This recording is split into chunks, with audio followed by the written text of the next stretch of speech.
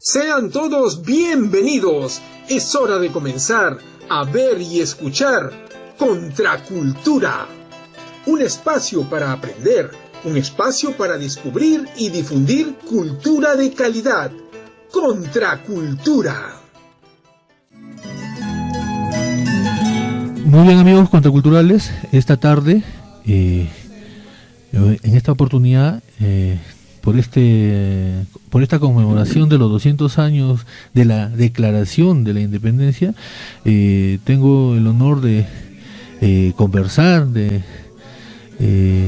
sobre un aspecto muy importante para todos nosotros los peruanos, ¿no? Esta mirada de la educación, con la maestra Sandra Calguarupay Jara, y ella nos va a hablar sobre esa mirada de una maestra rural a la educación en este contexto, ¿no? De nuestra actualidad, por lo que le doy la más cordial bienvenida. Muy buenas tardes, maestra Sandra. Buenas tardes, señor periodista, muchísimas gracias por la invitación. Hoy día a su programa Contracultura. Bien, muchísimas gracias a usted por brindarnos este tiempo. Y bueno, queríamos conocer cómo una maestra rural, una formadora de hombres y mujeres, ve en este momento la educación en nuestro país. ¿Cómo la ve usted como maestra? Bueno, en el tema educativo es amplio para dialogar. ¿Por qué? Porque si nosotros nos enmarcamos primeramente, la educación es responsabilidad de todos, no es solamente responsabilidad del maestro, porque si hablamos de educación tenemos que hablar de un todo. Entonces el niño cuando despierta en la mañana lo primero que hace es abre los ojos y ve a mamá y a papá. Y el papá y la mamá son quienes enseñan desde el principio a saludar. Entonces, esto me recuerda, y lo menciono, porque alguna vez algunos padres de familia decían, ¿no? Yo quiero que mi hijo vaya a la escuela para que por lo menos aprenda a saludar. Entonces, si nosotros partimos de ese punto, podemos hacer un análisis y ver, pues, lo que digo, ¿no? El niño abre los ojos y ¿a quién ve primero? A la familia. ¿Y quién enseña primero? La familia. Entonces, parte del hogar. Pero no solamente se limita allí, al hogar, sino que es una responsabilidad de toda la comunidad. Porque nosotros como comunidad enseñamos a nuestros niños con el ejemplo. Mamá y papá enseñan con el ejemplo más que con palabras. Y cuando nos vamos al tema de la curricular, vemos que hay grandes debilidades. Grandes debilidades porque primero el ministerio inconsultamente propone un currículo. Un currículo al cual los maestros nos tenemos que sujetar para poder desarrollar a diario nuestras sesiones de aprendizaje, nuestras actividades diarias. Y si nosotros como maestros nos alejamos y salimos, estamos en falta con la directiva que da el ministerio. Directivas que además nunca se nos pregunta a los maestros de aula, a los maestros quienes desarrollamos la labor educativa con nuestros estudiantes. Y decía que la educación es responsabilidad de todos, porque la sociedad educa con el ejemplo. Y vemos en varias ocasiones cómo es que el señor del internet en hora de clase recibe a un niño que debe de estar en su institución educativa. ¿Y acaso no es responsabilidad de ese dueño del internet tener que decirle al niño, niño, es hora que tienes que estar en tu escuela?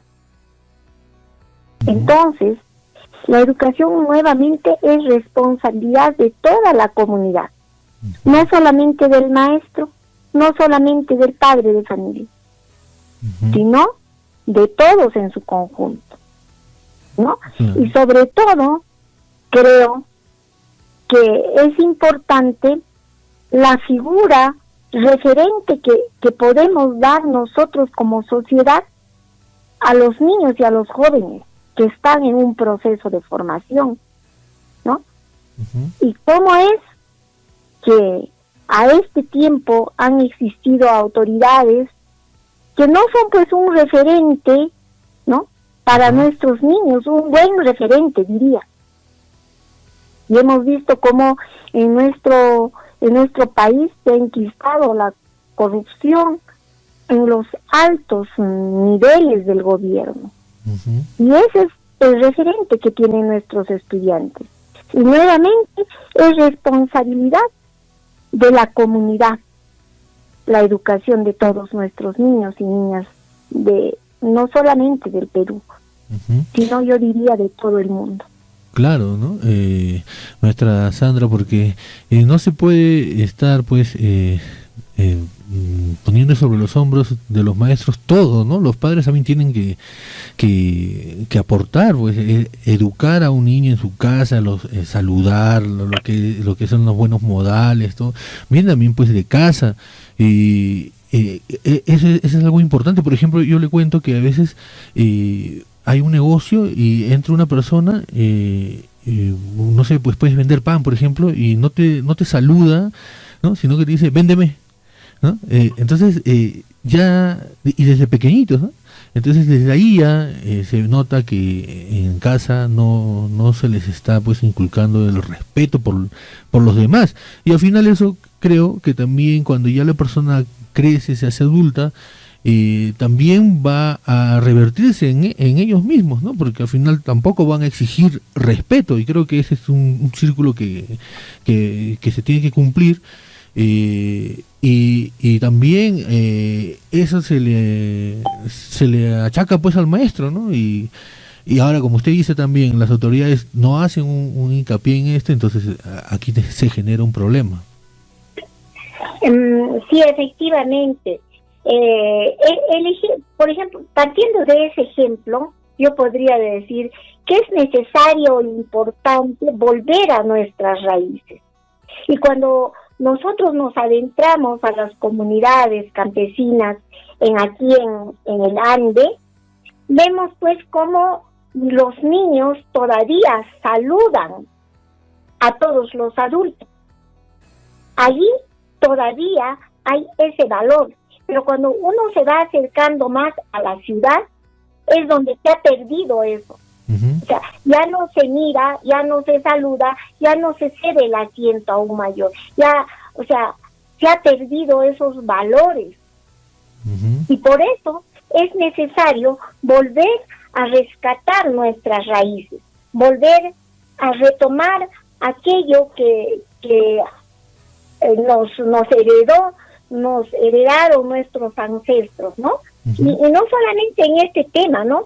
Sino hay muchos temas en los cuales creo que nosotros tenemos que volver a nuestras raíces. Es el caso, por ejemplo, de el respeto a nuestra madre tierra, ¿no? Uh-huh. Como un sujeto de derecho, porque nosotros vivimos en ella, nosotros somos sus hijos, y así como la madre tierra nos cría, nosotros como seres que habitamos en ella tenemos la responsabilidad de criarla, de respetarla como un sujeto de derecho también. Uh-huh. ¿Y en qué punto cree usted, maestra, en qué punto cambió todo esto? ¿No? Y ya tenemos, por ejemplo, en este momento estamos haciendo este programa por los 200 años de la proclamación de la independencia. No digo de la independencia, digo de la proclamación de la independencia. Pero ¿en qué momento se perdió todo esto, no? ¿Desde cuándo estamos arrastrando este problema? Bueno, nuestros ancestros tenían una mirada de vida en el buen vivir en comunidad, que es pues un horizonte que a lo largo del tiempo ha ido guiando la forma de de vivir en sus comunidades, ¿no? Y donde a partir de la llegada de los españoles en 1492, esto ha ido cambiando porque prácticamente a sangre y fuego han impuesto su forma de pensar, su forma de sentir, sin respetar la cultura de nuestros ancestros, sin respetar aquel hombre que era pues heredero de una gran cultura que ha aportado, no solamente cuando cuando hay gente que viene a Cusco y ve pues no la arqueología, ¿no? Sacsayhuamán, Machu Picchu, ¿no? Lo ven como un monumento arqueológico, pero no ven al hombre que es heredero y que ha producido, que ha construido, ¿no? Todo esto. O sea, se ha perdido esa visión, porque nos han impuesto su forma de pensar. E inclusive cuando se llevaron de aquí a Fernando Tupac Amaru y con todo lo que pasó con la panaca Tupac Amaru, fue pues con la idea de que el gobierno inca era heredado, así como es heredado en Europa, ¿no? Claro. De reyes a príncipes, ¿no? Pero aquí no era así. Aquí nuestra cultura era muy diferente. Entonces se ha ido perdiendo y quitándonos la identidad, la forma de pensar, nuestra cultura, ¿no? Nuestras creencias. Y eso es lo que a eso nos ha conducido cuando llegaron los españoles aquí.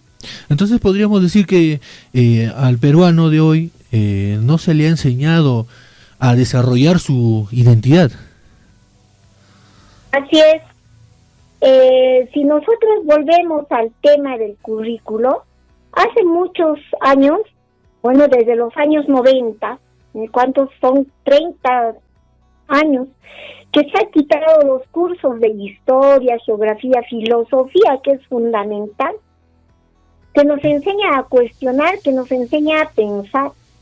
Entonces, al quitarnos los cursos de historia, nos han ido quitando poco a poco la memoria, nuestra identidad, el respeto a nuestra cultura, el conocimiento de nuestra cultura y del gran aporte que ha tenido nuestra cultura al mundo, con sus productos, con la ingeniería, la arquitectura, y se nos ha prácticamente impuesto nuevamente lo que Europa está construyendo sobre nuestras huacas incas, iglesias, destruyendo toda nuestra creencia y todo aquello que significaba reconocernos como una gran cultura. E inclusive, ¿no? En aquellos años cuando todavía se llevaban los cursos de historia universal, me acuerdo, ¿no? Que todavía yo estudié, en donde se hablaba pues de las culturas, de otras culturas, pero ¿y la cultura inca en qué parte de la historia estaba? No se estudiaba. Así es. ¿No? Como una de las más grandes culturas del mundo, no se estudiaba. Se estudiaba como historia del Perú, ¿no? Pero también eso es un tema de mucha cuestionamiento, de mucha pregunta que nos tenemos que hacer. La historia, ¿en base a qué ha sido escrita? Y solamente qué cronistas se han tomado, de qué lado se ha dicho. Y nunca nos enseñaron a leer, por ejemplo, la controversia de Sepúlveda y Bartolomé de las Casas, en donde Sepúlveda pues ponía al hombre originario como un animal que no pensaba, que no sentía. Sin alma, ¿no? Claro, sin alma. Entonces, o sea, es así como nos han tratado. Y a 200 años de la declaración de la independencia, porque ese es otro tema también que se tiene que sería bueno dialogarlo, ¿no? Y hacer un análisis, es más, con los historiadores, con gente que realmente pues hace un estudio minucioso. A esos 200 años, ¿cuánto hemos avanzado como país? ¿Cuánto hemos avanzado en educación, en salud, en cultura? O sea, son muchos temas en los que creo que se tienen que abrir el debate, y se tenían que haber abierto este debate hacia el bicentenario de la Declaración de la Independencia. Hemos perdido una oportunidad, ¿no? Claro, y no se ha hecho, ¿no? El Ministerio de Cultura, el Ministerio de... ¿Dónde están? Son preguntas que creo como maestros, como educadores, como gente profesional, deberíamos de empezar a hacernos. Así es. Y empezar a revalorar nuestra cultura, darle su lugar a nuestra cultura. Porque aquel hombre que no conoce pues su historia está condenado a vivir en un mundo en donde prácticamente va a ser un desconocido más, no va a saber hacia dónde va. Va a ser simplemente un pasajero desconocido. Hay una paradoja, maestra Sandra, ¿no? Usted recordará que pues en los años 80, sobre todo en los años 80, los que hemos estudiado primaria en esa época, lo que teníamos nosotros era pues una enciclopedia, y el que tenía la enciclopedia pues era el que podía conseguirle, era el centro de todo, y íbamos a su casa, prestábamos, ¿no? No había ni siquiera fotocopias, nada, a escribir.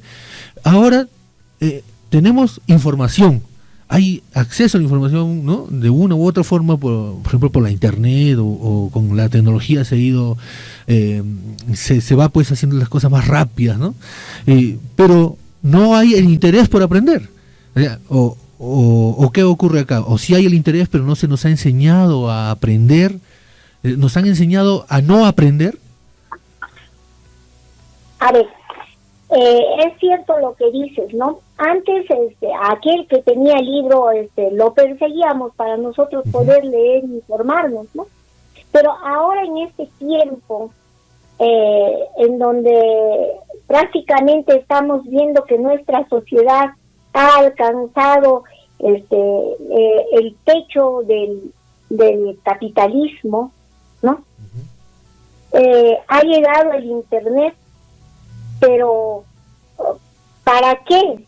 O sea, ¿cómo estamos formando a nuestros estudiantes? Es un cuestionamiento que como maestros tenemos que hacerlo, y también como padres, porque como padres se ha empezado a perder esa autoridad, y hacia eso nos ha llevado pues este modelo en el cual ahora vivimos, en donde el joven es el que ordena al papá, y el papá se ha vuelto hijo del hijo.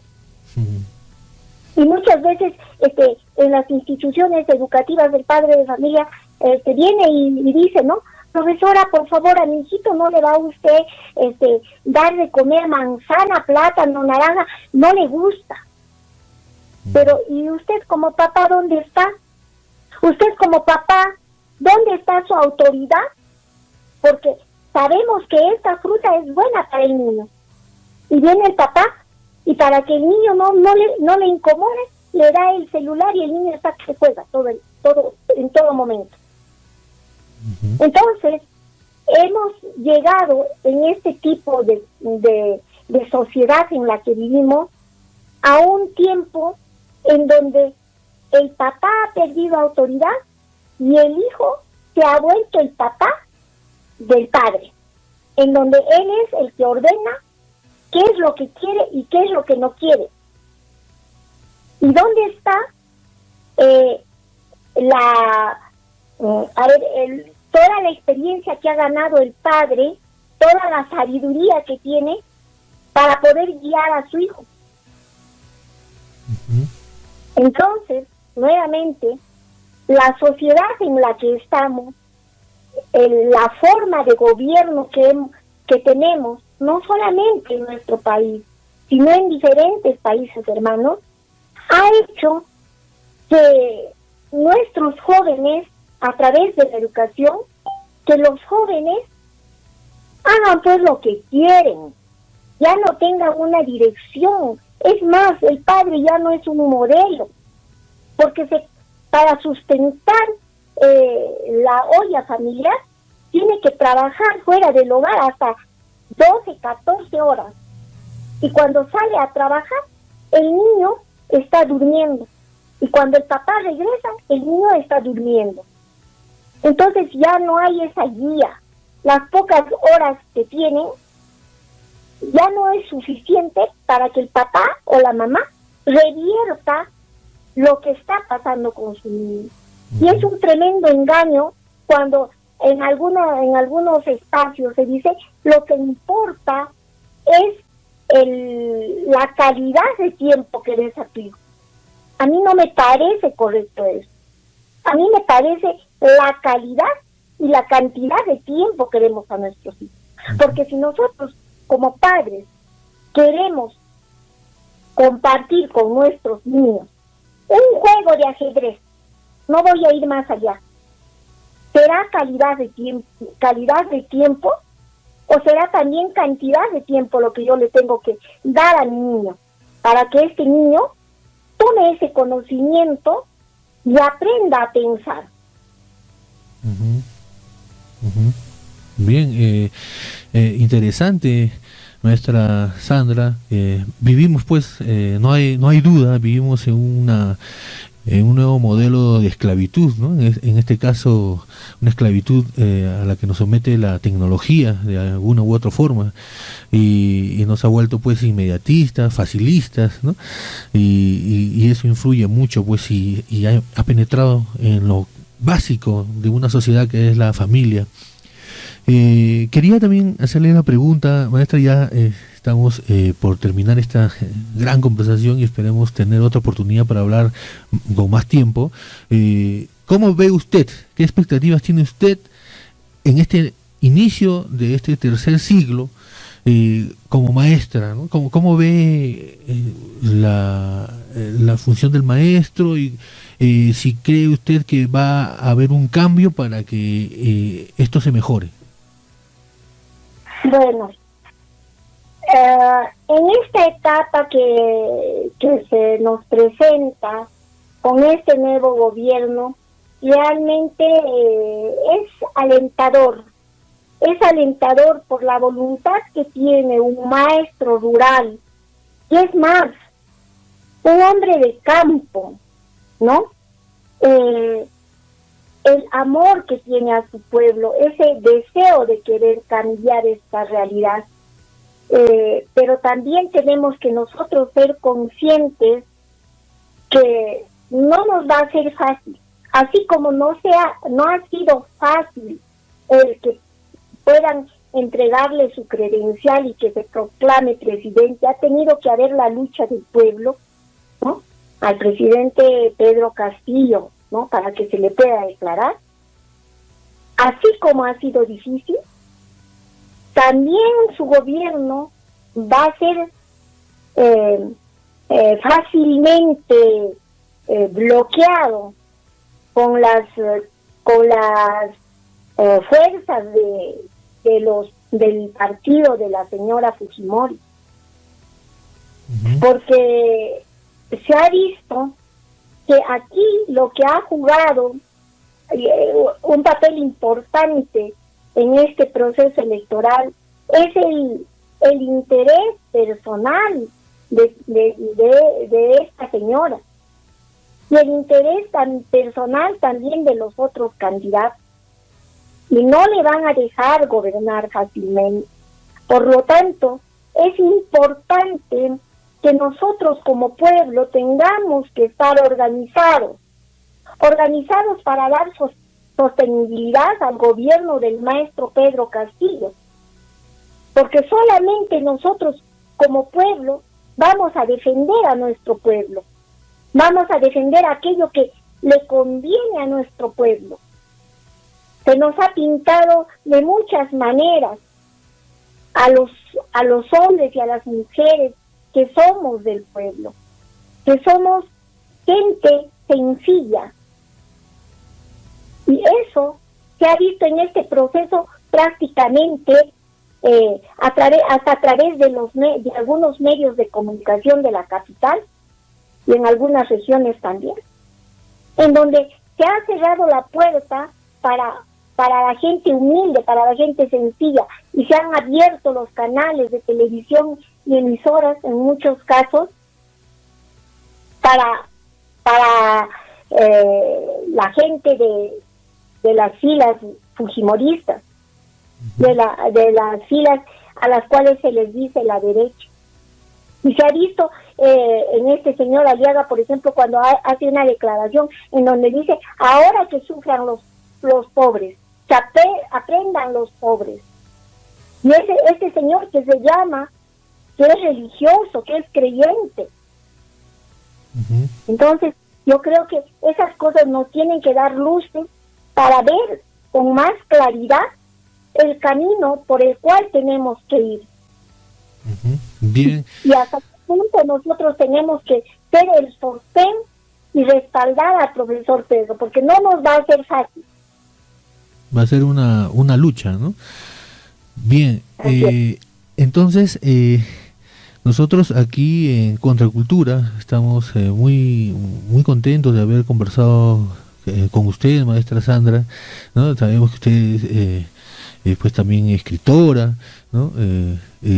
Para todos los contraculturales estamos hablando con Sandra Zarela Carbarupay Jara, desde el Cusco ella nos atiende, y quiero pedirle por favor se despida de los seguidores contraculturales aquí en Huancavelica y en el mundo. Bueno, me despido de los hermanos de Huancavelica con un cariño profundo de una maestra rural que siempre ha apostado por los más humildes, por los más débiles.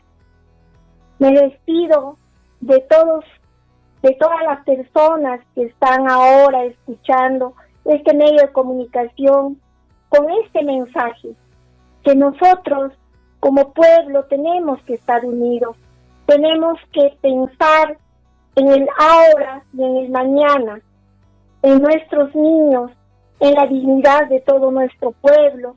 Por lo tanto, tenemos que tener esa esperanza. Con ese mensaje me despido. Bien, muchísimas gracias, maestra Sandra Zarela Carbarupay Jara, muy agradecido por las enseñanzas que nos ha brindado y estoy seguro que nos vamos a volver a comunicar. Cuídese mucho y ya nos estamos viendo en el Cusco. Muchísimas gracias, hasta pronto.